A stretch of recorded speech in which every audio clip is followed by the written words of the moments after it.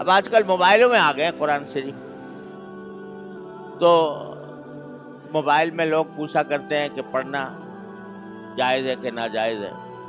جائز تو ہے پڑھنا، موبائل میں بھی پڑھ سکتے ہیں، لیکن قرآن کریم میں براہ راست جو نسخہ ہے قرآن کریم کا، وہ سامنے رکھ کر پڑھنا اور اس کے اندر دیکھ کر پڑھنا، یہ زیادہ بہتر، زیادہ افضل ہے، اس میں ثواب زیادہ ہے۔ یہ جو ہمیں موبائل کے اندر قرآن کریم نظر آتا ہے، یہ قرآن نہیں ہے، یہ قرآن کریم کا عکس ہے۔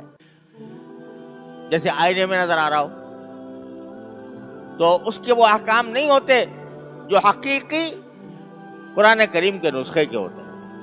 لہذا ٹھیک ہے، ناجائز بھی نہیں ہے۔ اگر فرض کرو آدمی سفر میں جا رہا ہے کہیں ایسے وقت میں کہ قرآن کریم سامنے موجود نہیں ہے نسخہ، تو موبائل میں پڑھ لے تو کوئی گناہ نہیں ہے۔ بعض لوگ اس کو گناہ بھی سمجھنے لگے ہیں، گناہ نہیں ہے۔